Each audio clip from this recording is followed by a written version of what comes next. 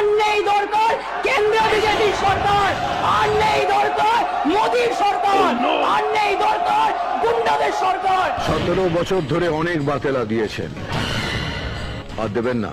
বসুন, এসব আমি জানি। আপনাদের মতো লোকেরা মন্ত্রীর চেয়ারে বসে আছে বলেই আজ এখানে ওখানে আগুন জ্বলছে। তুই কোন হ্যায়? ফাটা কেষ্ট। কি বলে? আরে দিদিমা, ইনি সেই ফাটাকেষ্ট যাকে দেখে সবাই ভয় পায়। গুন্ডা ফাটা কেষ্ট। না মানে ইনি সেই গুন্ডা ফাটাকেষ্ট। এবার তো আমাকেই ভয় লাগছে। বল তুই কোন হ্যায়? আমি তোমার ভাইপো। বল তোর তো গলায় দড়ি দিয়ে মরা উচিত। এ কথা বলছো কেন দিদিমা? না বললে আমি বলতাম না। মানে? আমায় আঘাত করলে আমি উত্তর দিই। তা কিভাবে উত্তর দেন? বিজেপির মতো এত বজ্জাত পার্টি, এত গুন্ডা পার্টি, এত দস্যু পার্টি, এত জোরদার পার্টি, এত জঘন্য পার্টি, এত নগণ্য পার্টি কোথাও নেই। এসব বলো না দিদিমা, মিঠুন দা শুনে নিবে। আর যদি মিঠুন দা শুনে নেয় কি হবে আপনি তো জানেন। কি হবে? প্রথমে কাঁপুনি, তারপর ঝাঁকুনি, পরের তার বললাম না। তো মহা মুশকিল ভাই।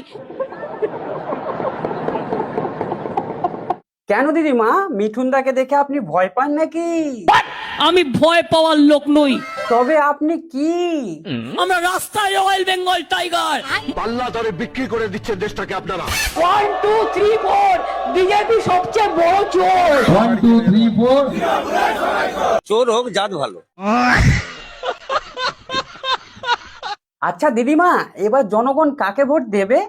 আপনাদের বলবো যে আপনার ভোটটা তৃণমূল কংগ্রেসকে দেবেন। কিন্তু দিদি, আরো তো অনেক পার্টি আছে, সব বাদ দিয়ে তৃণমূল কংগ্রেসকে কেন ভোট দেবে?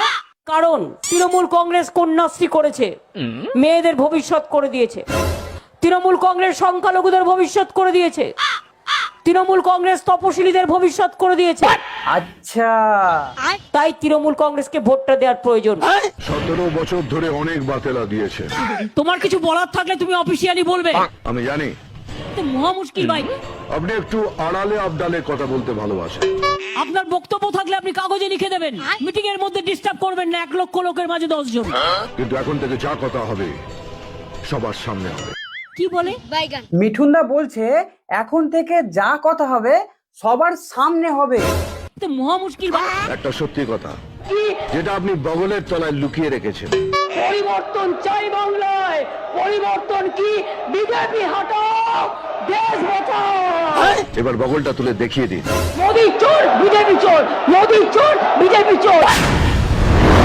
তোমার এত সাহস? সব কটা চোর, চোরেদের দল। আপনাদের মতো লোকেরা মন্ত্রীর চেয়ারে বসে আছে বলেই আজ এখানে ওখানে আগুন জ্বলছে। আরে দিদিমা, মিঠুন দা তো রেগে গেছে। Thank you so much. কেন? আপনারাই বলে দিলেন মোদি চোর, গদি চোর। আমরা কখন বললাম দিদিমা?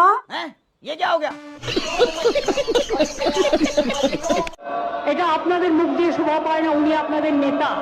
এটাই আপনার বগলের তলায় লুকিয়ে রাখা সত্যি কথা। বসুন, আপনারা সব জায়গায় গিয়ে এরকম করেন। আমরা এখনো এই কথা বলতে সাহস পাইনি। তবে এই কথাগুলো কে বললো? মোদি চোর, বিজেপি চোর, মোদি চোর, বিজেপি চোর। তারপর বলছেন কি? আমরা এখনো এই কথা বলতে সাহস পাইনি। লে হালুয়া। আজকের এই ভিডিওটা সম্পূর্ণ এডিটিং এর মাধ্যমে আপনাদেরকে বিনোদন দেওয়ার উদ্দেশ্যে বানানো হয়েছে, তাই কেউ দয়া করে সিরিয়াস ভাবে নেবেন না। আর হ্যাঁ, এই ভিডিওটা যদি আপনাদেরকে ভালো লাগে তো একটা লাইক করে দিন। আর এই ভিডিওর কোন পার্টটা আপনাদেরকে সব থেকে বেশি ভালো লেগেছে কমেন্টে জানাবেন। আর হ্যাঁ, এই চ্যানেলে নতুন হয়ে থাকলে চ্যানেলটাকে সাবস্ক্রাইব করে আমাদের পাশে থাকবেন। ভালো থাকবেন, সুস্থ থাকবেন, সুরক্ষিত থাকবেন। আবার দেখা হবে কোন এক নতুন ভিডিওতে। বাই।